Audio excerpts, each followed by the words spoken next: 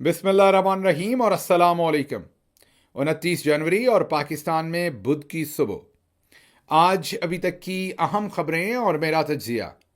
सबसे पहली खबर आपके सामने वाशिंगटन डीसी से रखते हैं, जहां पर सदर ट्रंप की एडमिनिस्ट्रेशन ने 8,000 पाकिस्तानियों को अमेरिका से बदर करने का फैसला किया है। जी हां, ऐसे 8,000 पाकिस्तानी जिनके पास या तो कानूनी तौर पर यहां पर रहने की इजाज़त नहीं है, मतलब कोई वीज़ा नहीं है, कोई कानूनी जवाज़ नहीं है अमेरिका के अंदर क़याम करने का, वो तकरीबन 8,000 के करीब पाकिस्तानी बनते हैं। ऐसे पाकिस्तानियों को अब अमेरिका से बदर करने का फैसला किया गया है। ये नंबर जो है पाकिस्तानियों का बहुत छोटा है कंपैरेटिवली। जो हिंदुस्तान का नंबर है वो लाखों में है, इसी तरीके से मैक्सिकन्स का नंबर जो है वो भी लाखों में है, और भी बहुत सारी शहरियतें हैं जिनका नंबर इससे बहुत बड़ा है।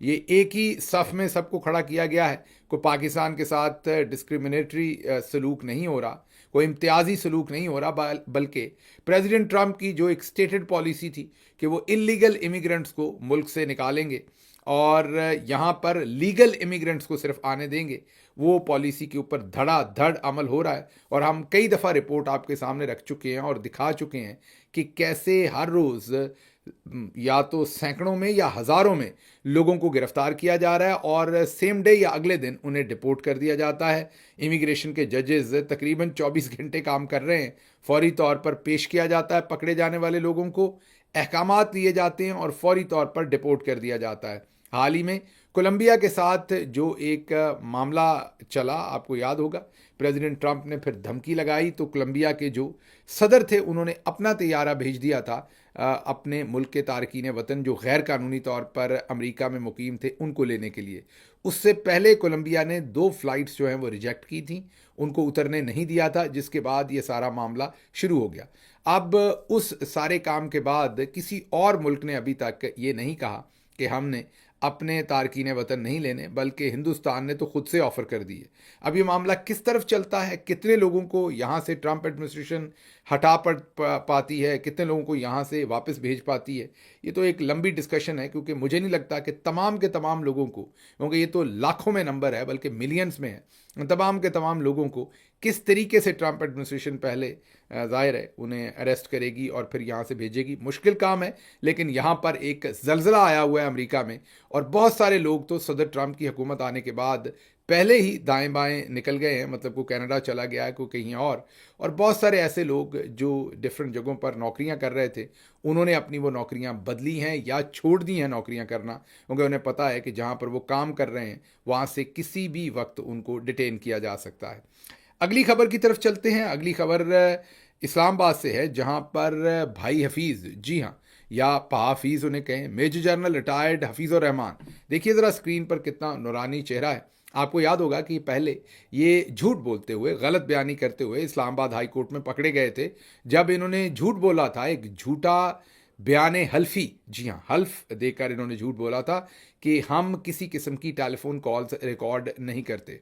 उसके बाद जब अदालत ने जो टेलीकॉम कंपनीज हैं उनको पूछा तो उन्होंने कहा कि 36 लाख लोगों के फ़ोन्स तकरीबन रिकॉर्ड किए जाते हैं, सारा सिस्टम हमने लगाया है और लगाकर हमने इंटेलिजेंस एजेंसीज को दिया हुआ है, और आईएसआई, एमआई और आईबी ये अपनी मर्जी से रिकॉर्डिंग करते हैं और हमें नहीं पता होता किसका फ़ोन रिकॉर्ड कर रहे हैं। जब ये बयान दिया तो भाई हफीज़ रंगे हाथों इस्लामाबाद हाई कोर्ट में पकड़े गए। उसके बाद इनको फिर बड़े साहब ने बड़ी मुश्किल से, जो जस्टिस लानत थे, उनके साथ मैनेजमेंट करके सुप्रीम कोर्ट से इन्हें एक टेम्प्रेरी स्टे लेके इनको बचाया गया। हालांकि जिस जुर्म का इन्होंने इर्तकाब किया, इनका ज़ाहिर है मिलिट्री से भी कोर्ट मार्शल होना चाहिए, उसके बाद इनके खिलाफ तादीबी कार्रवाई भी होनी चाहिए, इनके तमाम रैंक्स और इनके तमाम जो भी ऑनर्स हैं वो भी वापस लेने चाहिए, और पीटीए से भी इन्हें फारिग करना चाहिए था। लेकिन पाकिस्तान में आपको पता है कि कानून निराला है, चौधरी साहब को ये पसंद है, तो इसलिए ये बैठे हुए हैं। तो भाई हफीज़ जो हैं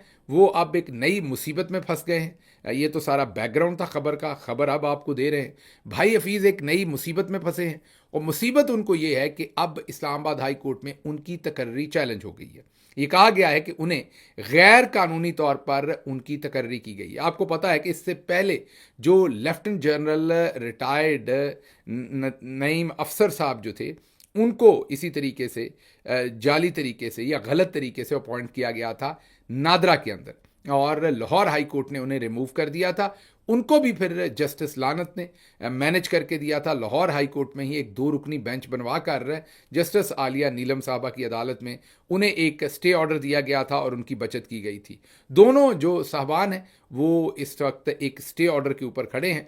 अब जो भाई हफीज़ है वो इस टाइम पहले मेंबर बने नादरा अपना पीटीए के, और उसके बाद इन्हें चेयरमैन बना दिया गया।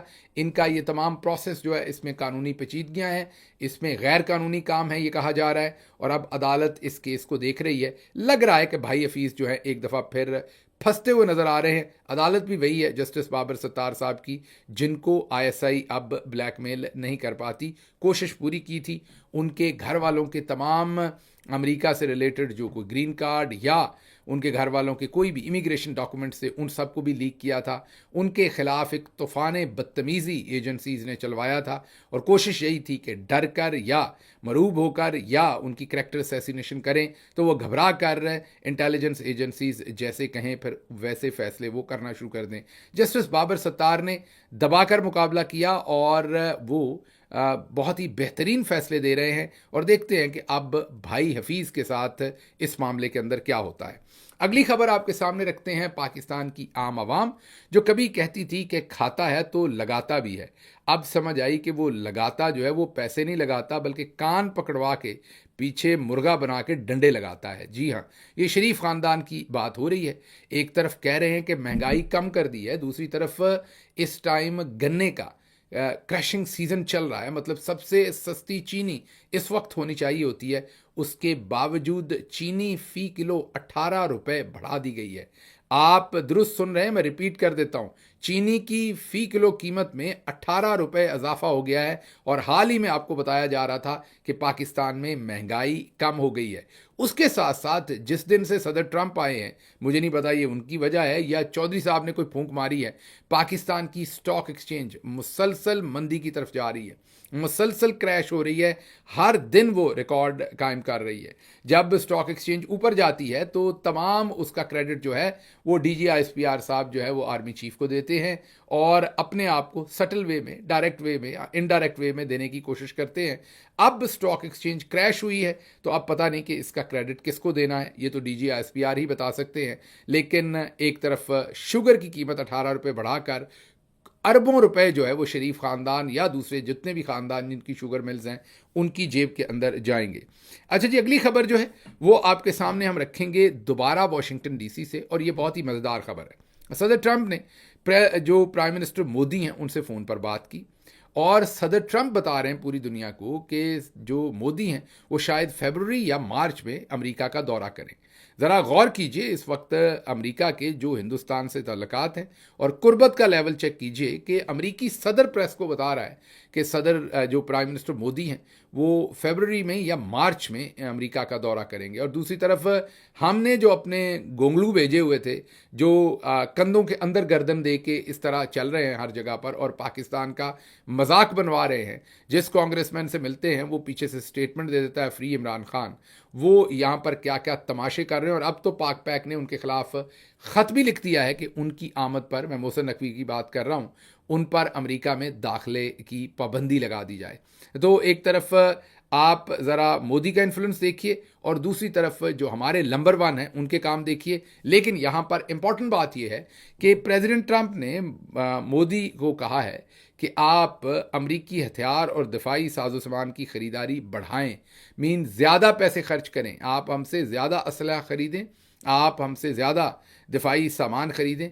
अब आप गौर करेंगे कि पिछले दिनों उन्होंने ऐसी ही कोई डिमांड प्रिंस मोहम्मद बिन सलमान साहब से की थी, आज उन्होंने वैसी ही डिमांड जो है वो मोदी से की है। अब आप देखेंगे कि एक जमहूरी मुल्क जिसमें अवाम पीछे खड़ी होती है और एकजुट होती है, मतलब अपनी फॉरेन पॉलिसी पर अवाम इकट्ठी होती है, उस मुल्क का रिस्पांस ये अभी तो नहीं देंगे मोदी ज़ाहिर है, लेकिन आने वाले महीनों में आप देखेंगे कि दोनों का रिस्पांस बहुत ही डिफरेंट होगा।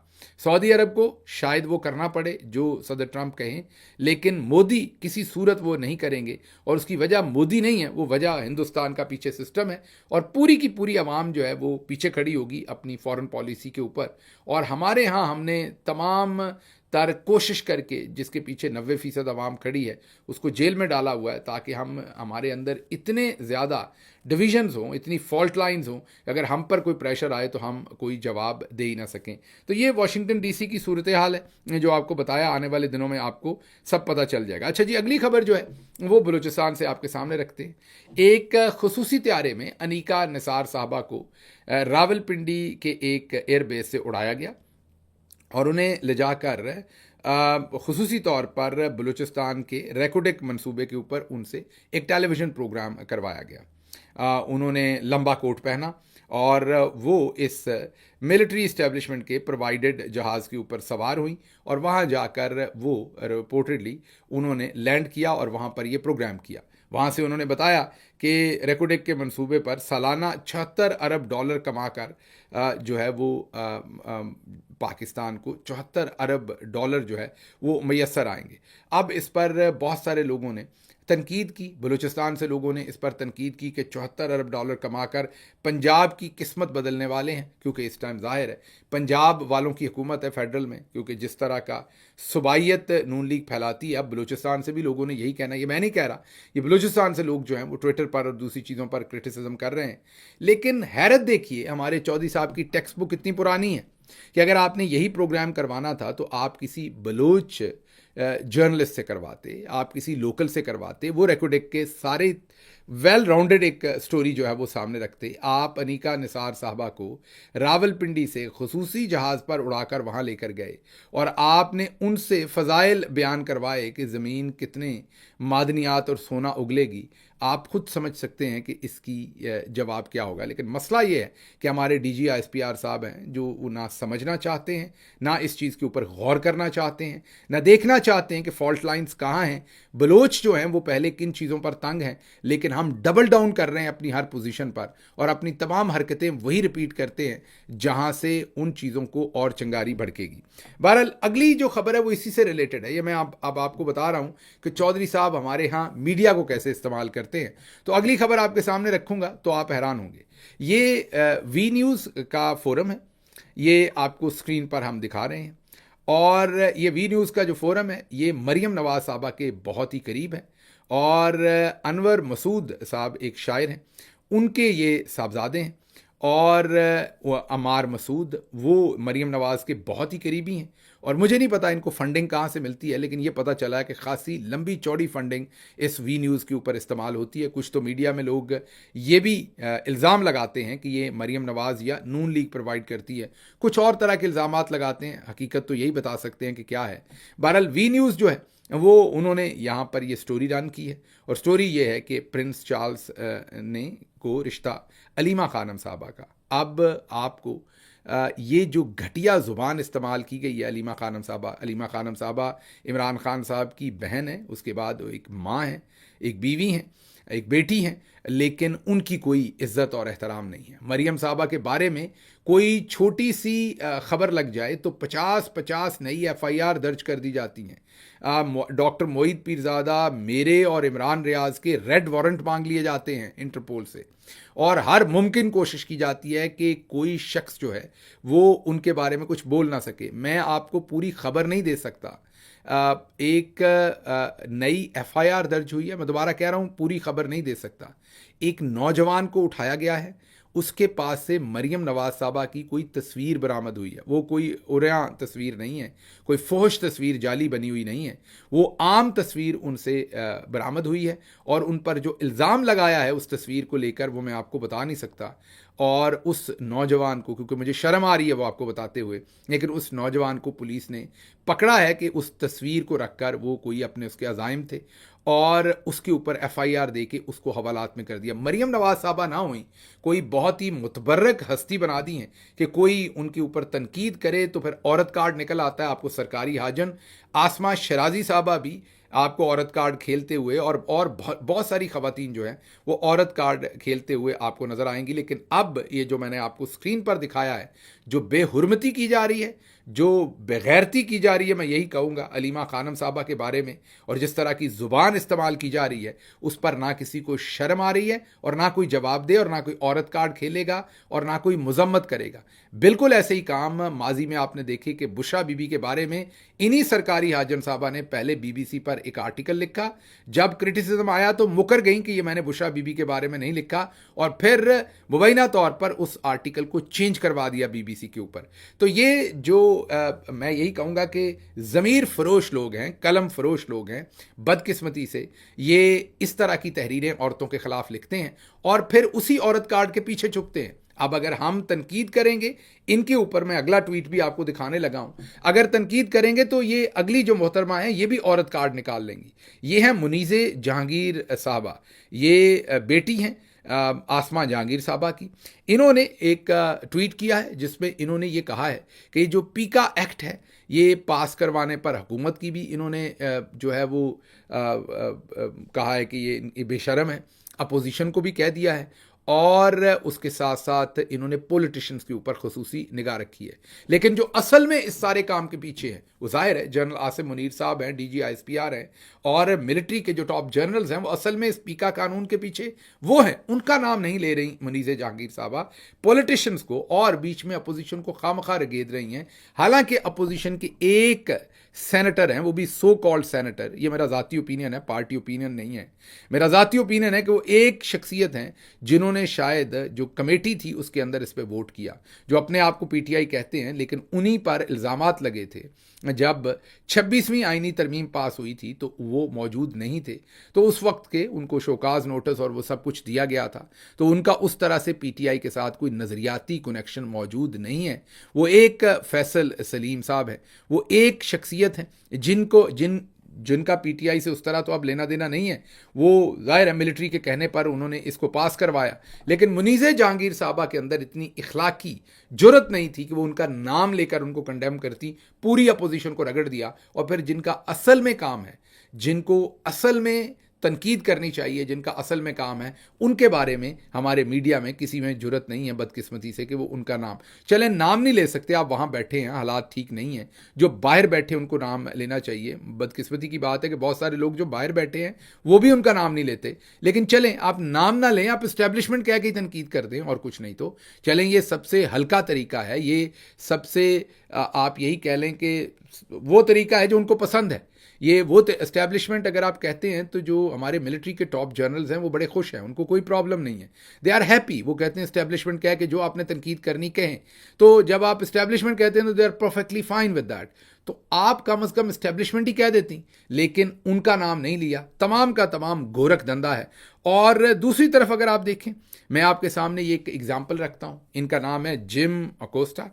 जिम अकोस्टा जो है CNN के कॉरेस्पॉन्डेंट थे वाइट हाउस के अंदर, और इन्होंने सदर ट्रंप से मुश्किल सवालात पूछे थे, पिछली टर्म में भी, इस दफ़ा भी। जाहिर है सदर ट्रंप जो है वो उन्होंने इनके ख़िलाफ़ बहुत ही सख्त पोजीशन ली हुई थी, इन्होंने सदर ट्रंप के ख़िलाफ़ सख्त पोजीशन ली हुई थी। अभी जब सदर ट्रंप आए तो इनका जो शो था CNN के ऊपर वो सुबह 10 बजे का था, मॉर्निंग का, इनको वहाँ से बदल के रात 12 बजे का शो इनका कर दिया गया।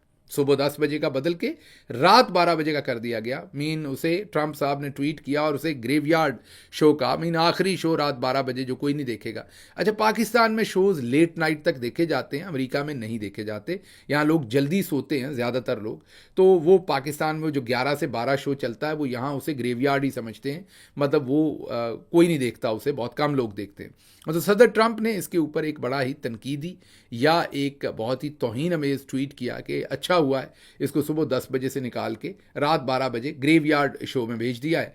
तो जो CNN है, जाहिर है उनको मजबूरी हुई होगी कोई ना कोई, सदर ट्रंप के आने की वजह से उन्होंने ये चेंज की होगी या जो भी, लेकिन यहाँ पर इंटेग्रिटी नज़र आती है। ज़रूरी नहीं कि मैं जिम अकोस्टा के साथ अग्री करता हूँ, उनका बहुत सारा जर्नलिज्म गलत होगा, गलत और सही की बात नहीं है, जो भी आपका मतमा नज़र है आपको उसके ऊपर खड़ा होना चाहिए, जो कि हमारे यहाँ जर्नलिज्म में नज़र नहीं आता और उसके लिए कुर्बानी नहीं दी जाती। एक शख्स को मैंने देखा था जो खड़ा होता था और हर वक्त इस्तीफ़ा अपनी जेब में डाल के फिरता था, उसका नाम अरशद शरीफ था। उसको अगर आप कहते थे कि आप अपने ज़मीर के ख़िलाफ़ रिपोर्टिंग करें तो वो उसी वक्त, ये मेरी आंखों देखा हाल है, उसी वक्त कहता था कि मैं अभी छोड़ के जाने को तैयार हूँ। तो अरशद शरीफ साहब जो हैं शहीद, वो ये काम करते रहे। उसके अलावा हमने इस बात मामले को नापैद ही देखा और हमने सभी को कंप्रोमाइज़ करते देखा। स्पेशली इन लास्ट 2 ईयर्स हमने बहुत सारे दोस्तों को कंप्रोमाइज़ करके करते वो लाइन लेते देखा जो पाकिस्तान के टॉप जर्नल्स चाहते थे। जिम अकोस्टा ने फिर लाइव इंटेग्रिटी का मुजाहरा किया और उन्होंने लाइव CNN के ऊपर कहा कि कोई भी वक्त अच्छा नहीं होता जब आप किसी ताकतवर के सामने झुकें। मैं झुकने से इनकार करता हूं और मैं CNN से इस्तीफ़ा देता हूं।